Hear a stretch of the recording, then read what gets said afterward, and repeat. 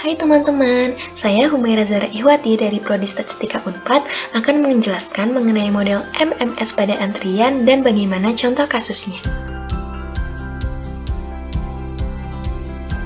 Sebelum mengetahui apa itu model MMS pada antrian, kita harus tahu dulu nih, apa sih antrian itu? Antrian merupakan orang-orang atau barang dalam barisan yang sedang menunggu untuk dilayani. Menurut Heiser dan Render tahun 2008, antrian disebabkan karena tidak seimbangnya jumlah pelanggan yang datang dengan fasilitas yang tersedia untuk mendapatkan kebutuhannya. Selanjutnya adalah model pada antrian. Terdapat dua model dalam antrian, yaitu model yang pertama adalah model MM1 atau Single Channel Model, di mana dalam model ini hanya terdapat satu fasilitas pelayanan. Sedangkan untuk model yang kedua adalah model MMS atau Multiple Channel Model, di mana dalam model ini terdapat lebih dari satu fasilitas pelayanan. Pada gambar terdapat dua ilustrasi. Untuk ilustrasi yang pertama adalah ilustrasi untuk model MM1.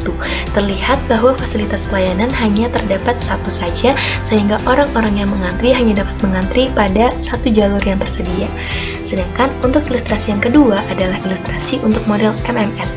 Terlihat bahwa fasilitas pelayanan terdapat dua, sehingga orang-orang yang mengantri dapat memilih salah satu dari kedua server tersebut.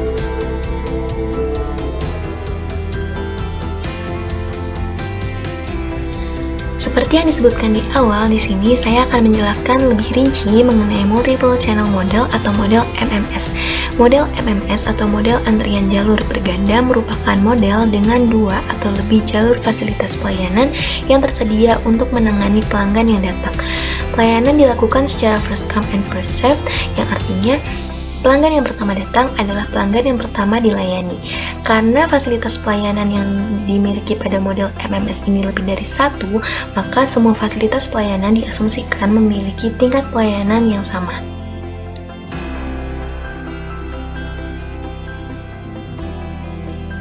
Pada antrian terdapat performansi antrian yang dapat dihitung atau dapat diukur pada data antrian. Di antara lain adalah lambda, yaitu jumlah kedatangan rata-rata per satuan waktu, kemudian ada mu, yaitu jumlah rata-rata yang dilayani per satuan waktu pada setiap jalur, m adalah jumlah jalur yang terbuka, p0 yaitu probabilitas atau peluang terdapat 0 orang dalam sistem, dan rho adalah faktor utilisasi atau tingkat kesibukan sistem.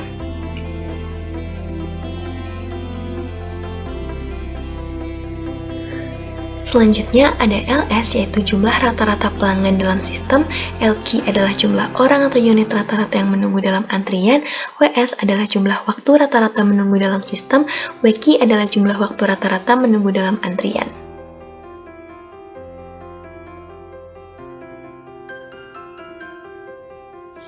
Di sini terdapat beberapa contoh kasus antrian untuk model MMS. Yang pertama adalah antrian pada teller bank, di mana jumlah jalur yang terbuka dipastikan lebih dari satu. Kemudian antrian pada apotek, di mana orang yang membeli obat akan dilayani di beberapa jalur. Antrian membayar di supermarket yang memiliki kasir lebih dari satu, dan antrian pendaftaran rumah sakit yang memiliki mesin pendaftaran lebih dari satu.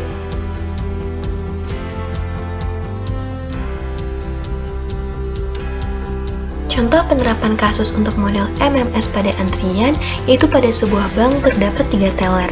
Data observasi selama 1 minggu menunjukkan bahwa tingkat pelayanan sejumlah 20 orang nasabah dari standar waktu pelayanan 3 menit.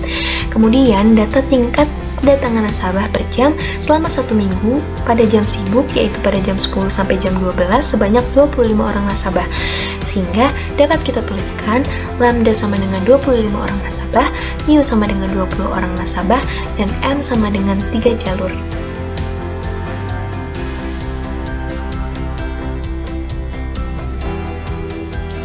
Dari data tersebut kita dapat menyelesaikan performansi antrian yang dapat dihitung seperti yang disebutkan pada slide sebelumnya.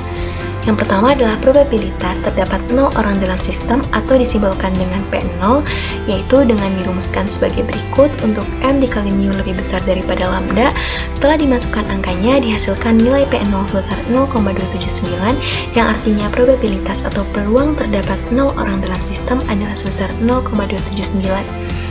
Selanjutnya adalah tingkat kesibukan teller pada bank tersebut atau yang disimbolkan dengan row, yaitu dengan menghitung nilai lambda dibagi nilai M dikali mu, dihasilkan nilai row sebesar 0,417 atau 41,7%, sehingga dapat disimpulkan bahwa tingkat kesibukan teller pada bank tersebut adalah sebesar 41,7%. Selanjutnya adalah jumlah rata-rata nasabah dalam sistem atau dapat disimbolkan sebagai LS, itu dapat dihitung dengan rumusan sebagai berikut. Setelah dihitung, nilai LS ditemukan sebesar 1,361 atau dapat dibulatkan menjadi satu orang, sehingga jumlah rata-rata nasabah dalam sistem adalah sebanyak satu orang. Selanjutnya adalah waktu rata-rata nasabah dalam sistem atau dapat disimpulkan sebagai WS, dapat dihitung dengan membagi nilai LS dengan nilai lambda, dihasilkan nilai WS sebesar 0,054 jam atau 3,24 menit, sehingga waktu rata-rata nasabah dalam sistem adalah sebesar 3,24 menit. Selanjutnya adalah jumlah rata-rata nasabah dalam antrian atau dapat disimbolkan dengan LQ, yaitu dapat dihitung dengan mengurangi nilai LS dengan nilai lambda dibagi mu, yaitu setelah dimasukkan angkanya didapatkan nilai LQ sebesar 0,111, yaitu dibulatkan menjadi 0 orang, yang artinya jumlah rata-rata nasabah dalam antrian adalah sebanyak 0 orang. Dan yang terakhir adalah waktu rata-rata menunggu dalam antrian atau dapat disimbolkan dengan WQ, yaitu dapat dihitung dengan membagi nilai LQ dengan nilai lambda. Dihasilkan nilai WQ sebesar 0,0044 jam atau 0,27 menit, sehingga waktu rata-rata menunggu dalam antrian adalah sebesar 0,27 menit.